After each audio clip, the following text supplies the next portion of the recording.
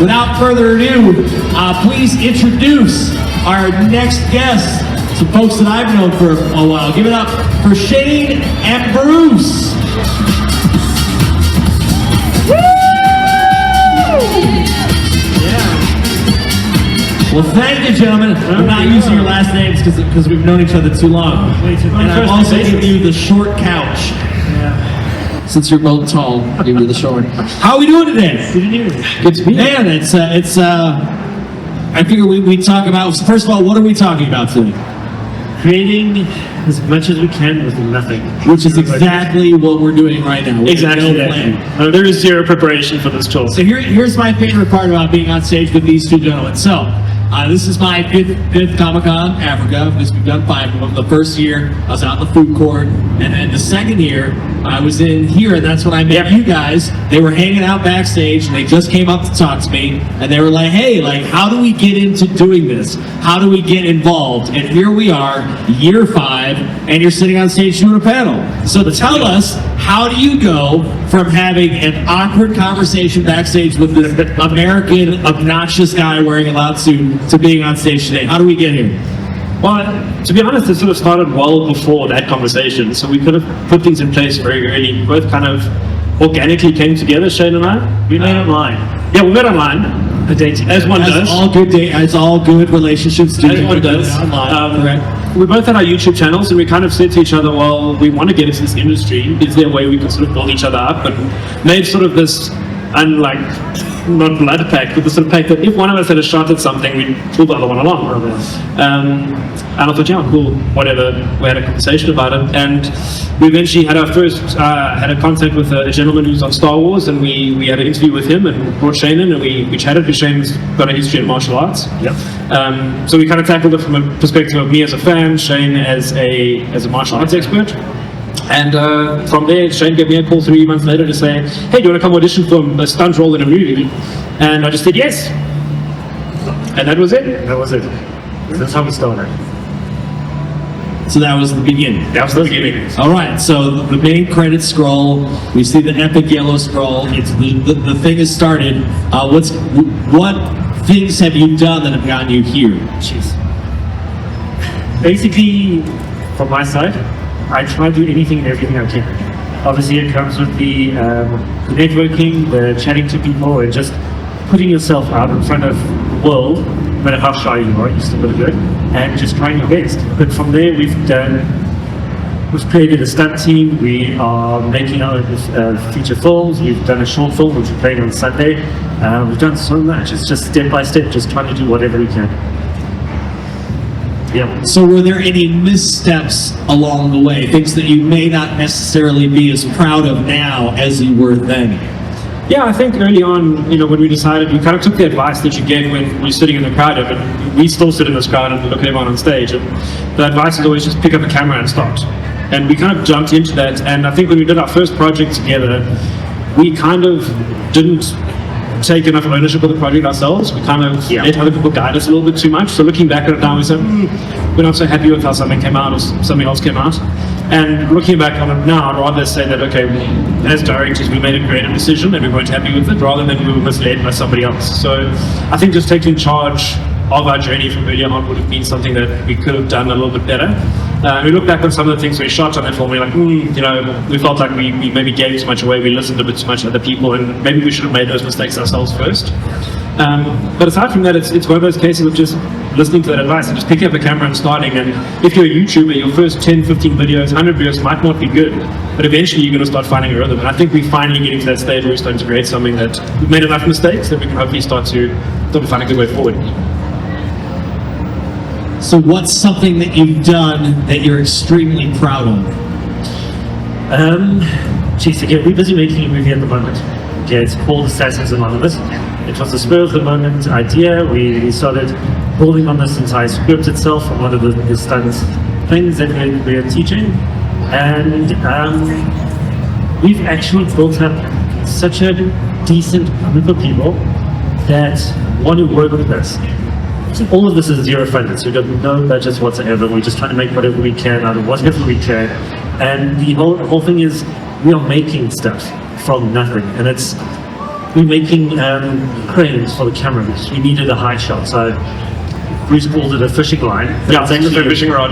It's a paint pole that I've got fishing wire on there to actually move this whole thing, because we just needed to try to do something. And that's what I think we are actually quite proud of. It's just building up step by step, making what we can with what we've got, as much as possible. But there are a few things that have come up from all the networking. I've recently been sent a script from Jean-Claude Van Damme. He wants us to film this here in South Africa, and if that all goes and we can get the budget for that, then that's going to be a massive achievement for people who just enter the industry.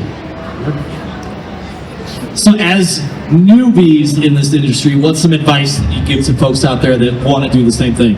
Try anything and everything, and just get yourself out there and do it. Yeah, and reach out to people. People are far more willing to help than you actually think.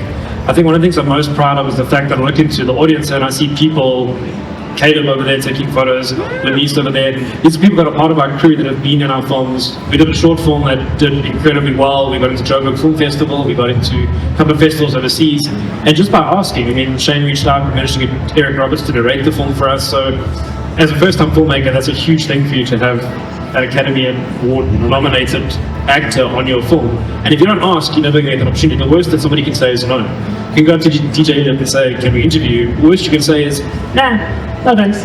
And you know, it didn't happen. And that's, I think, like Shane says, try. And if somebody asks you something, initially the answer is always yes. Can you do stunts in this film?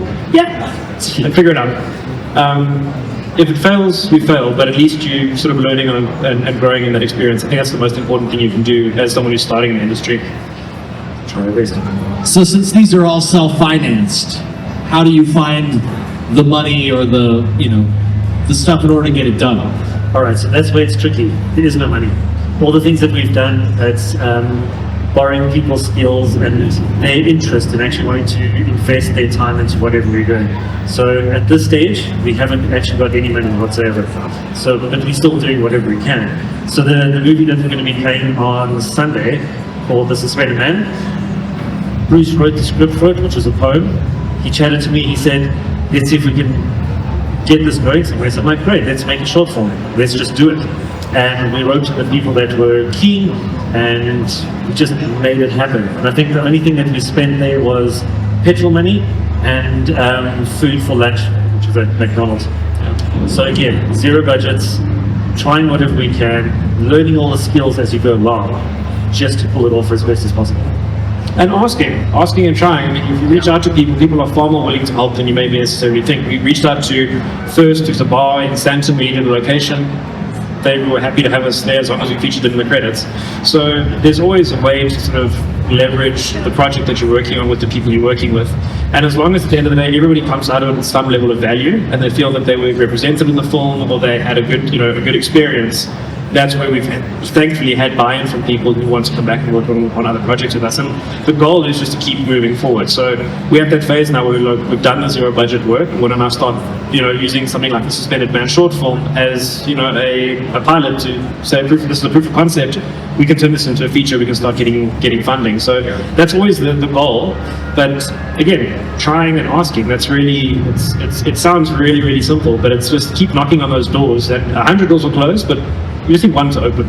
And there's so many platforms out there. If you're looking to enter in film festivals, there's tons of festivals hidden behind paywalls, but there's loads of film festivals looking for short films from Africa, short films that are in specific niches. So there's always a platform for your content. You've got YouTube, but yes, the market is flooded, there's lots out there, but if you're passionate about what you're working on, the odds are you're going to resonate with somebody and you're going to stand out. And if you can resonate with one person who enjoys your work and comes up to you and says, hey, I really enjoyed that, can I be involved in the next project? Then you know you're onto something, you just keep rolling with that. All right, for each of you have to answer this on your own. What's the best piece of advice that you've been given so far? Shane first. Okay, this was actually from Eric Roberts. He said to me, whatever you're going to do, just do it. Don't wait around for people. Don't wait for the money or anything else like that. If you've got an idea, run with it. No matter what it takes, just go ahead and do it. Yeah, I think it's kind of echoing that, it's a bit of something, but we all wait for things to be right. We wait until we have the perfect camera, we wait until we have the perfect cast, we wait until the script is perfect. if you want to do something, you need to do it. And that's something that Shane pushed me on, because when we started Suspended Man, I was like, no, I'm not sure if it's ready for this. And Shane is the one who'll be like, come, let's do it, let's make it. Yeah. So it's taking that step. You're not going to be ready. Whatever it is in life, you're not going to be ready. Take the step, do it, learn during the process, and ultimately that's probably the best advice I was given was, in the words of Nike, just do it. It's not going to be perfect, but it's going to be something, and you'll learn and it'll improve. Now, where can they find you this weekend? Like, what you're showing your film this weekend? Yes, Talk about that. Like, do the push. Right, on Sunday, 9:30, we're going to be on the main stage. Just before all the big celebs. Yes. So come get your seats for all the big celebs, and you can enjoy the 6-minute short film before that. That's our pitch. Come and see all the celebs. And yeah, that'll be showing on Sunday, so that film's been around a little bit. We're going to be on the content creators at the pop culture stage. We've got a couple of panels there talking about our journey in voice acting and dubbing. We're going to be on the talking time stage as well throughout, so you can find us. Competition there about dubbing as well. Yep. Yep. So yeah, we'll be around. All right, so you're doing all this creative stuff. Clearly, there are bills to pay. How are you handling that? Like, explain to people how making your dreams come true isn't always free. Yeah. And it's hard work. So let us know a little bit about that struggle and what it takes. So from my side, everything collapsed around the lockdown and the COVID stage. I was teaching martial arts at quite a few schools running, and everything literally just collapsed there. And that's how I got into the movie world. I was just literally thrown in and said, got to do something, figure out something, and create a YouTube channel.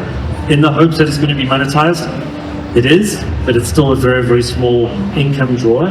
But then I got some advice from Simon Reed, who is a stunt choreographer overseas, and he's been in many, many, many different films.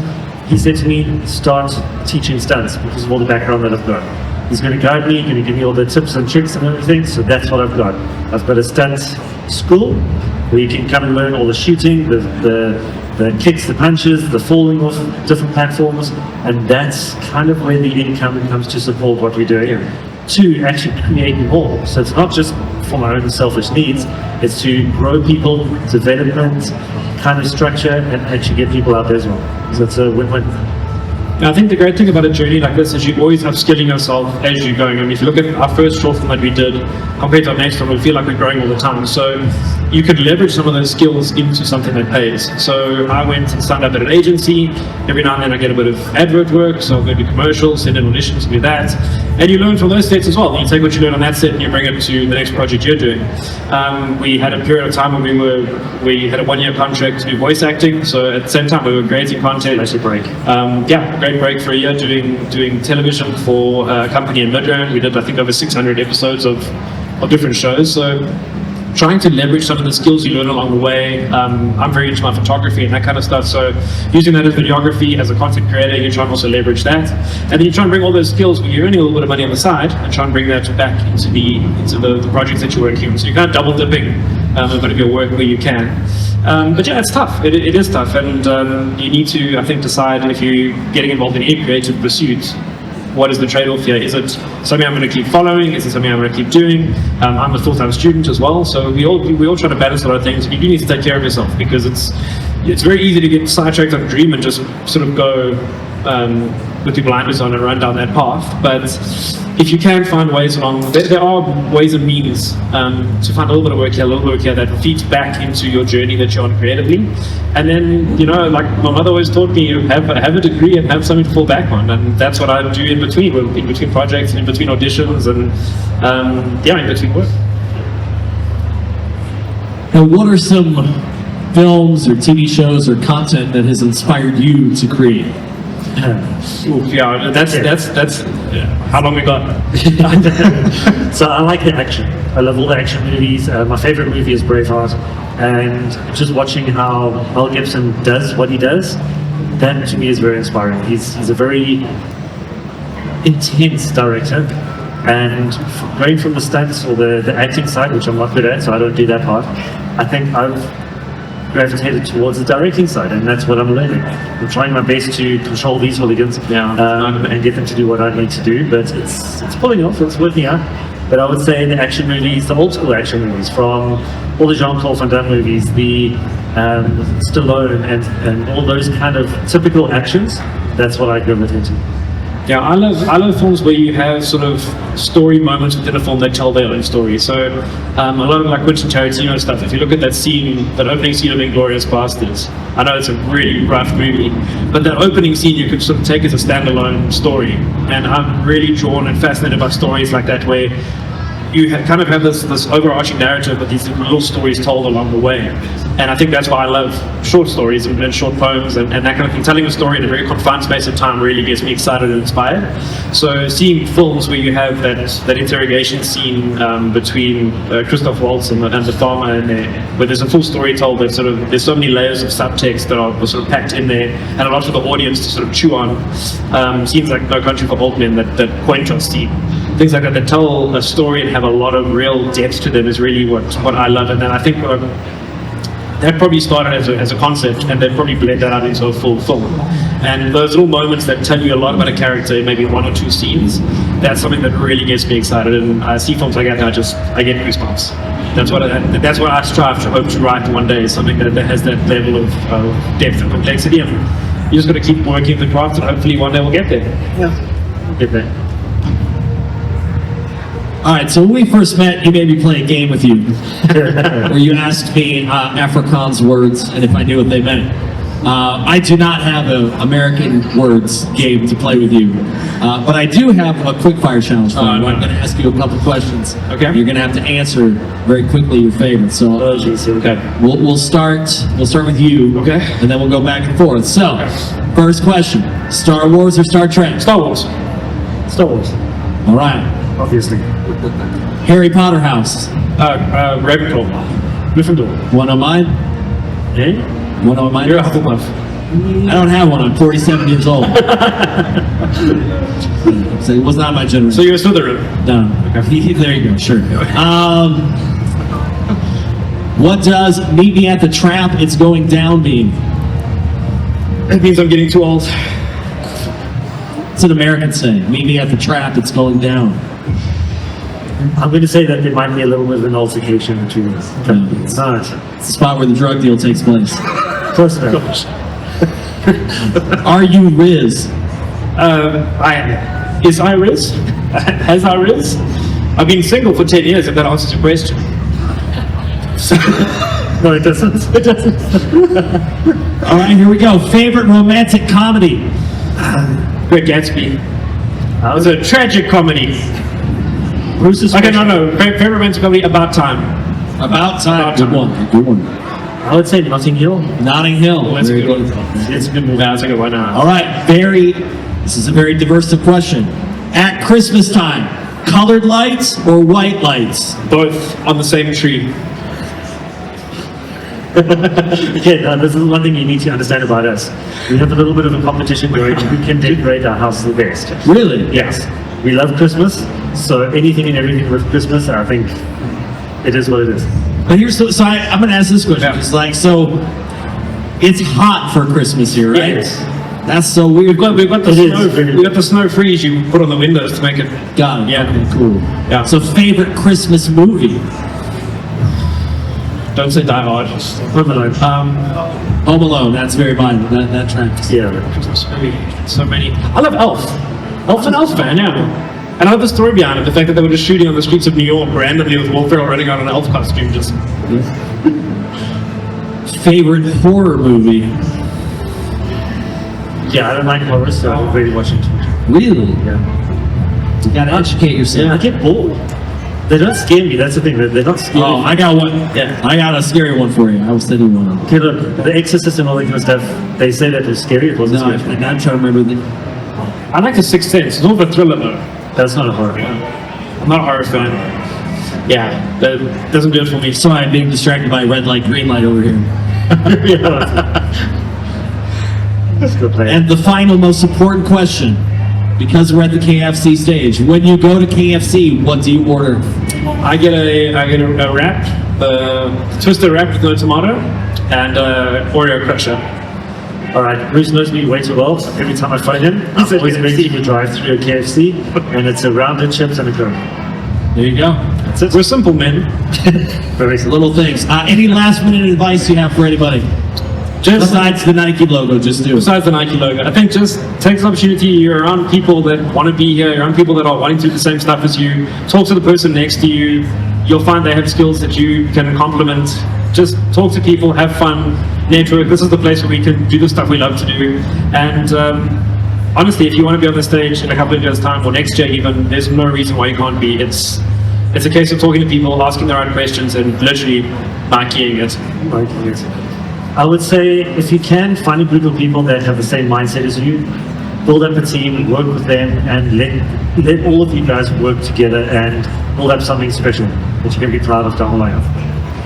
That's all great advice. And the coolest thing, and this is, again, Comic-Con is what brought us together. We would never have known each other, and they don't know that we do talk outside of here, and we've communicated across the world. The time change makes it difficult, but it's exciting to see, like I said, it's exciting to see you on the stage with me, knowing that, 5 years ago we were standing over there, like legitimately right over there, having a conversation about, hey, how do I get involved in this? How do we do this? And now you're sitting here creating content, which is fantastic. That's the coolest thing about Comic-Con. If you haven't figured it out yet, you can't see everything. There's not enough time. You can't buy everything. You don't have enough money. But what you can do is make new friends. So look around right now at all these people, just like you right now. All these people. Because normal people are at work or something like that. Like, normal people aren't here. I don't know what normal people do. I've never met a normal person. But this is one place where you can meet people just like you. So take advantage of that this weekend. Make some new friends. Have a fantastic time. And gentlemen, it's an absolute pleasure. I look forward to seeing your film. Your film is on Sunday? Sunday, yes. Sunday at what time? 9 o'clock. 9 o'clock. So you want to be right here? 9:30. 9:30. Yeah. Well, I mean, they want to get here early to get good seats for you, clearly. So, Yeah. one more time, do me a favor. Make some noise for my friends Shane and Bruce. Thank you so much. What do you think?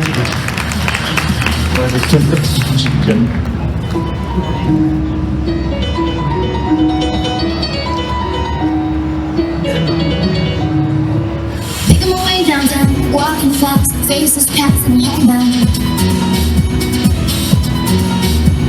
Staring like we had, just making the way through the crowd. And I need you, and I miss you, and now I wonder if I can fall into the sky. Do you think time would pass me by? 'Cause you know I'd walk 1,000 miles if I could tonight.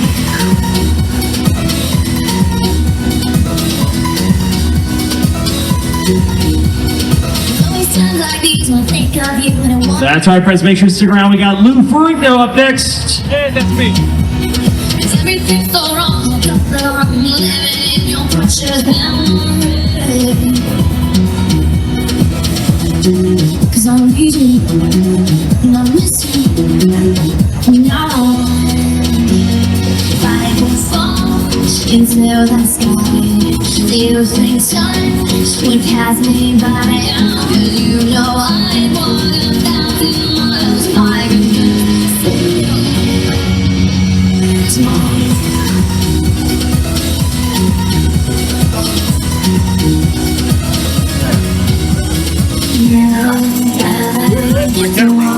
I read all my settings. I made it at the wrong thing. Yeah, I know they're supposed to say it while you guys are working.